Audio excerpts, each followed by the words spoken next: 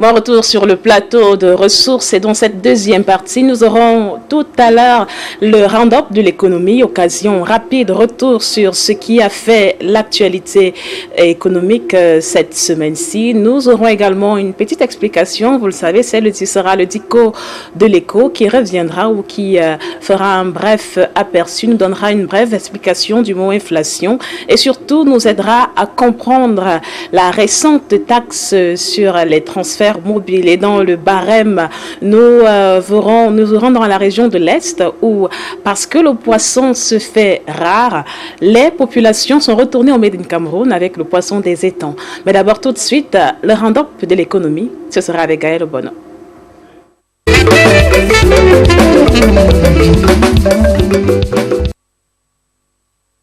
Le round-up de l'actu, c'est avec Gaël Obonozo. Gaël, bonjour, bienvenue. Merci infiniment Gladys. Bonjour. Bonne année 2022.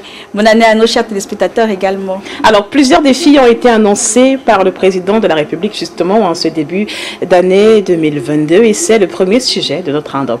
Effectivement, le traditionnel discours du président de la République qui marque le début de chaque année et qui fait donc le bilan de l'année passée et bien sûr les perspectives pour l'année suivante. Alors, durant le discours du président de la République, plusieurs annonces ont été marquées dans le secteur de l'économie, notamment la croissance de la production au Cameroun, mais aussi on parle de la finalisation des voies d'accès du port autonome d'Ekribi. Et justement, notre reporter de CRTV Sud à Kribi, Freddy Melingui, a pris ses réactions que je vous propose d'écouter.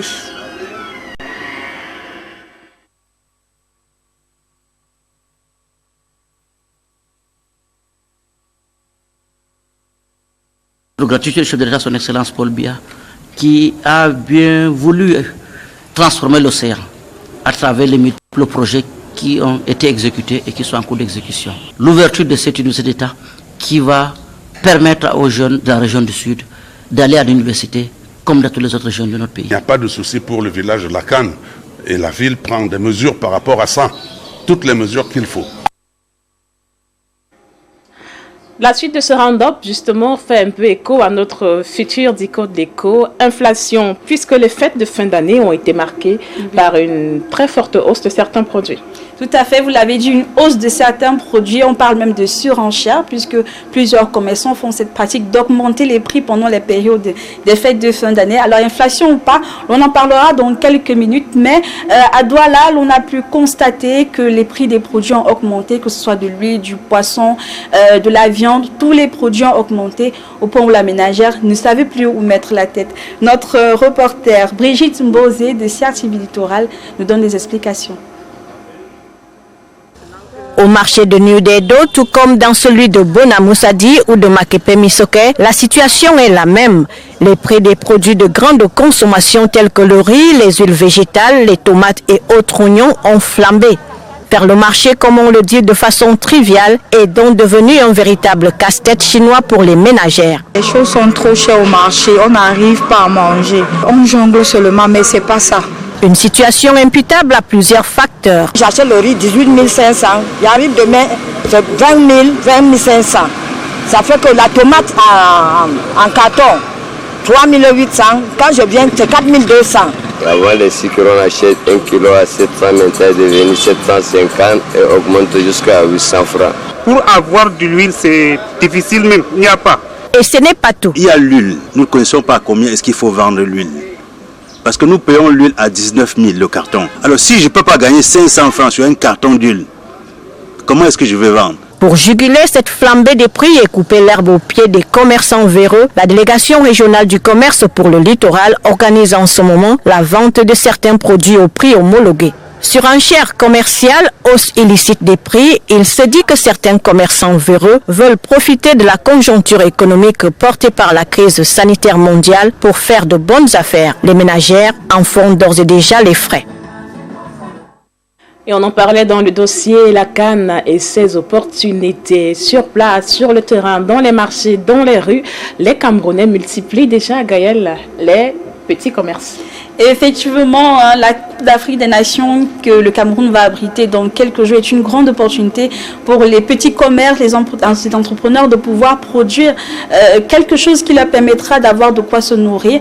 C'est l'exemple de ces petits entrepreneurs de la région de l'Ouest qui produisent en ce moment des gadgets. De notre côté, les hôtels également sont prêts à accueillir et mettent tout en œuvre pour pouvoir accueillir les équipes et les invités qui viendront pour cette grande compétition africaine. Jean de Dieu Coigne de CRTV Ouest nous en dit plus. Un pas sans banderole qui annonce la CAN Total Énergie Cameroun 2021. Dans les carrefours, les drapeaux des pays qui vont évoluer dans la poule B flottent au vent et captent le regard. Les gadgets s'arrachent comme des bouts de pain. C'est fini, c'est fini. Je ne sais pas comment elle veut faire pour donner la commande, pour qu'on ajoute les autres. On a tout pris. Je suis le supporter moyen des Lions. Je suis venu payer mon maillot. Le maillot du Cameroun pour supporter les Lions, tous derrière les Lions. Dans les snack bars, tout comme les hôtels, aucun détail n'a été négligé pour un séjour agréable des visiteurs dans la région de l'Ouest. On a prévu les gels hydroalcooliques pour le désinfectant des mains. Dans toutes les DJ, on a envoyé dans les différents pays pour pouvoir accueillir quelques bonnes musiques dans les boîtes là-bas, voir la façon de vivre, pour pouvoir changer le système d'alimentation de Douala et Bafoussam pour que tous les étrangers soient très contents. Les populations n'attendent plus que le coup d'envoi de la compétition pour prendre d'assaut les stades.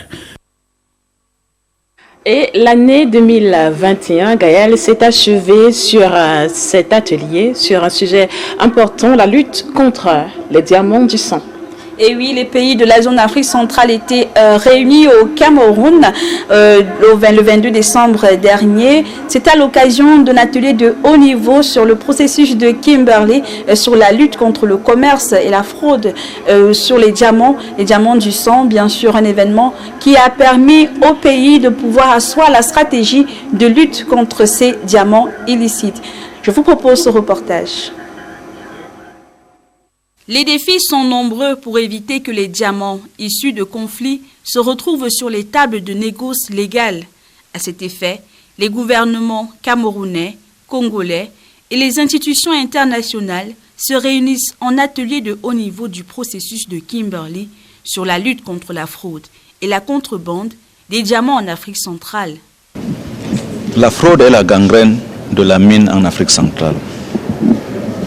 Le fraudeur profite de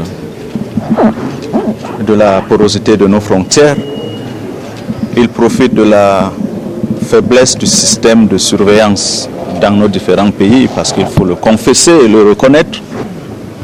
L'Afrique centrale particulièrement, parce que cela nous concerne en premier lieu, regorge de ressources minérales très importantes. Malheureusement, il y a aussi dans notre sous-région des conflits. Le plafond de production du Cameroun est de 5000 carats de diamants par an qui doivent être produits et tracés dans les circuits formels de l'économie. Mais les systèmes de contrôle et de traçabilité ont encore des failles. En effet, à cause de la faiblesse des mécanismes de contrôle et de suivi, ces pays de la sous-région doivent s'unir afin notamment d'organiser une assistance mutuelle, faire la mise en œuvre de la coopération sous-régionale, identifier les facteurs favorisant le trafic et la contrebande des diamants bruts en Afrique centrale. Les résultats attendus de cet atelier sont notamment la mise en œuvre efficiente et efficace des recommandations formulées lors du dernier atelier de Kinshasa.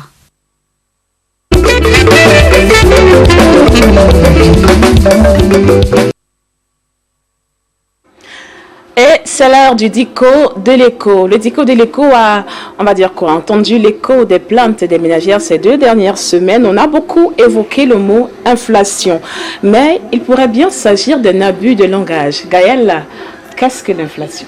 Tout à fait, Gladys, vous l'avez dit, durant les fêtes de fin d'année, on a souvent suivi inflation pour parler de la hausse des prix. Alors, il ne s'agit pas vraiment d'inflation puisque l'inflation, c'est la perte du pouvoir d'achat de la monnaie qui se traduit donc ainsi par une augmentation générale des prix. C'est-à-dire que lorsqu'on parle d'inflation, c'est une augmentation de tous les produits sans sans qu'il y ait de produits qui échappent à cette augmentation générale. Alors, dans le contexte des fêtes de fin d'année, l'on parlerait plutôt de surenchère ou de hausse des prix, puisque dans les cas qu'on a observé, c'est généralement les commerçants eux-mêmes qui créent cette surenchère, qui stockent les produits et créent une sorte de manque pour pouvoir parler d'inflation ou de hausse des prix. Et donc, en ce moment, on parle de surenchère et non d'inflation qui a un lien précis avec la monnaie. Et surtout que justement l'inflation s'observe sur une certaine période de temps, pas d'augmentation durable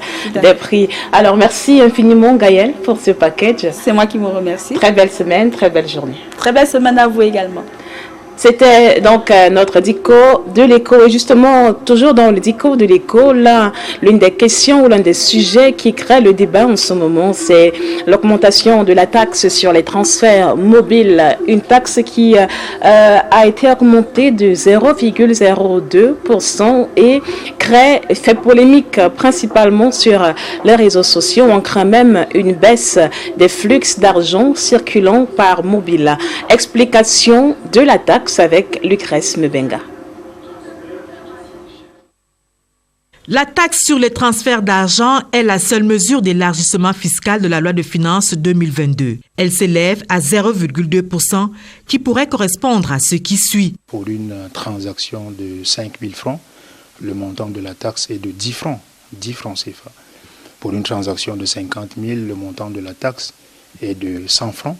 Et pour une transaction de 500 000 francs, le montant de la taxe va se lever à 1 000 francs.